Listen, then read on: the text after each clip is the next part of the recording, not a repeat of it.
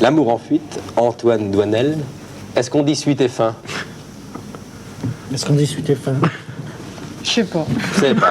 Suite et fin, oui. Suite et fin? Oui, point final. Alors, les 400 coups, l'amour à 20 ans, baiser volé, domicile conjugal, l'amour en fuite. La boucle est bouclée. Oui. La boucle est bouclée. Et avec, sur le plan technique, disons-le tout de suite, tout de même certaines innovations par rapport aux autres films, puisqu'il y a des retours permanents et des allusions à tous ces films que je viens de citer. C'est ça, hein? Oui, voilà. Oui, parce qu'on peut... j'avais l'occasion, ayant plusieurs fois montré les mêmes personnages à des moments différents de leur vie. Cette fois-ci, j'avais l'occasion de faire un peu une récapitulation et lorsqu'ils évoquaient un souvenir, de pouvoir montrer ce souvenir, tout en ayant évidemment une histoire au présent avec également des personnages nouveaux. Alors Marie-France, là, vous faites allusion à une aventure passée de Doinel. C'est quoi? C'est l'amour platonique? Oui, c'est le premier amour d'Antoine Doinel, qui était justement dans le sketch de l'amour à 20 ans qu'on a tourné ensemble. Et c'était un amour passion, un amour coup de foudre et un amour platonique, où j'avais le rôle comme ça d'une méchante, un peu acide, aiguë, enfin qui ne considérait pas Antoine Doinel autrement que comme un petit frère ou comme quelqu'un d'un peu enquiquinant. Et c'est à cause de ça que des années plus tard, François a eu envie de me confronter avec lui pour voir justement comment la relation avait pu évoluer et qu'est-ce qu'on pouvait garder l'un et l'autre de cette aventure. Ce qui a donné l'occasion d'une partie du scénario de L'amour en fuite. Alors Marie-France Pizier, donc co-auteur, co-scénariste, avec Schiffman, avec l'équipe habituelle de François, vous avez, écrit votre rôle? En partie, on a... Inspiré votre rôle, parce que j'ai lu quelque part que vous ne deviez pas être avocate, comme vous l'êtes dans le film, mais psychanalyste, c'est ça, non? C'est ça, c'était une des premières idées, oui, que François avait lancées, mais je trouvais que ça m'aurait donné un rôle trop statique, alors je lui ai dit que je préférais être... Ayant fait du droit, c'est logique. Ayant fait du droit... Si on veut, oui. Avant de voir un extrait, François, je voulais savoir si c'est un avantage, finalement, d'avoir connu un acteur comme Léo, à 13 ans, à 16 ans, à 18 ans, enfin à 28 ans et maintenant une trentaine d'années, et je suppose que ça facilite les choses quand on fait un film récapitulatif, comme vous venez de le faire, c'est-à-dire avec des flashbacks. Oui. C'est plus facile, non?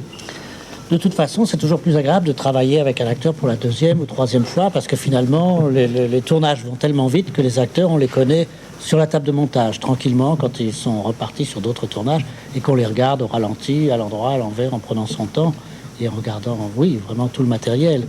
Donc je pense toujours que le premier film, c'est une sorte de prise de contact et après, on connaît vraiment bien les gens et c'est même assez agréable d'écrire pour eux.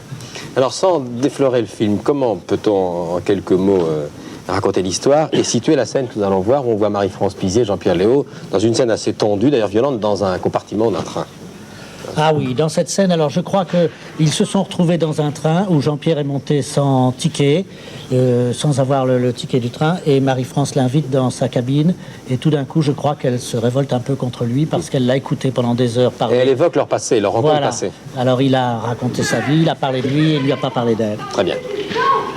Excusez-moi, Colette. Non, je vous excuse pas. C'est trop facile de faire n'importe quoi et puis de s'excuser après.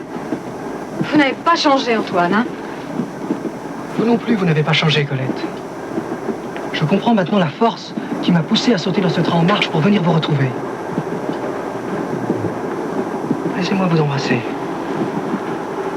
Non, je vous laisserai pas m'embrasser. Vous savez pourquoi? Vous savez pourquoi? Mais parce qu'il faut être deux pour ça. C'est marrant, hein? On a vraiment l'impression que notre histoire d'autrefois ne vous a rien appris, mais alors rien du tout. Antoine, je vous aimais bien. Je ne vous aimais pas, je vous aimais bien. Et vous passiez votre temps à essayer de forcer mes sentiments, ou alors à me circonscrire en faisant la conquête de mes parents. Sans compter cette façon incroyable que vous aviez de vous précipiter sur moi, comme la misère sur le monde à chaque fois que la lumière s'éteignait dans un cinéma. Non, vous n'avez pas changé, Antoine. Vous êtes toujours aussi égoïste.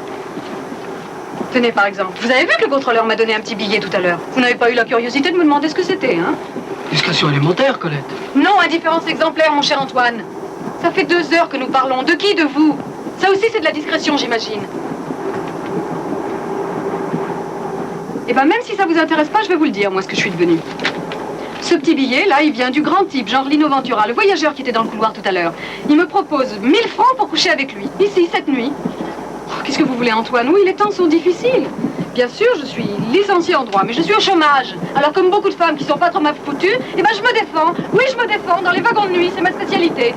Évidemment, je donne 10% au contrôleur. Enfin, bref, vous avez compris, hein? Vous êtes en train de me faire perdre 1000 balles. Alors, Bah, écoutez, Colette, je crois que j'ai plus rien à faire ici. C'est une belle scène. Une scène difficile, techniquement, Marie-France. Oui, enfin, oui, c'était assez... Toutes les scènes de colère sont des scènes difficiles, non? Oui, et puis en plus, c'était particulièrement difficile pour moi parce que j'aime bien répéter et François a horreur de ça. Alors, en général, les indications qu'il donne, c'est plus convaincant. Dès qu'on trouve un geste ou qu'on a l'impression de progresser, il dit non, non, ça va pas, il faut revenir à la première prise. François Truffaut, bon, Jean-Pierre Léaud, c'est vraiment sans doute l'acteur que vous connaissez le mieux. Vous l'avez vu grandir. Oui. Alors justement, comment a-t-il grandi? Comment a-t-il évolué? Vous qui le connaissez mieux que quiconque, mieux que personne. Vous trouvez qu'il a changé de film en film? Et quelle carrière vous prévoyez pour lui maintenant qu'il est adulte? Bien justement, je ne veux pas qu'il soit trop lié à Antoine Doinel. Vous voyez, il a fait d'autres films, il a tourné Masculin-Féminin avec Godard, il a tourné avec Skolimowski, avec toutes sortes de metteurs en scène. Il ne faut pas qu'il soit identifié trop étroitement à Doinel. C'est pourquoi il y a toujours cet espace de 4 ou 5 ans entre chaque film. Mais évidemment, Doinel lui convient comme un gant parce que c'est écrit en pensant à lui et il arrive même que les scènes soient inventées simplement parce que je sais qu'il va être dedans très amusant, ou du moins je m'amuse déjà sur la feuille de papier en y pensant, voilà. Pour être complet, citons Dorothée, j'en ai parlé tout à l'heure. Dorothée, c'est la présentatrice de la télévision que tout le monde connaît, et vous l'avez engagée en regardant la télévision. Oui, je l'ai regardé, je l'ai admiré parce que c'est très difficile d'improviser avec les enfants. Et j'ai vu dans des séances du mercredi après-midi, dans des émissions du mercredi, elle se débrouillait très très bien avec les enfants. Et j'ai pensé aussi qu'elle avait quelque chose d'un petit peu garçonnier dans son regard, et que le couple se ferait bien avec Doinel, parce qu'il fallait former un nouveau couple aussi dans ce film. En tout cas, ce qu'on porte fort bien, c'est pas une mince performance, car nous savons de quoi nous parlons. La caméra de télévision et la caméra de cinéma n'ont rien à voir. Moi, je lui disais tout le temps, vous faites le plus difficile à la télévision, donc maintenant, c'est très facile. Parce qu'elle avait le trac, évidemment, parce qu'elle n'avait jamais tourné. Et Claude Jade qui était déjà dans le circuit. Claude Jade, qui est abonné au circuit Doinel, en tant qu'ex-Madame Doinel, elle reprend du service.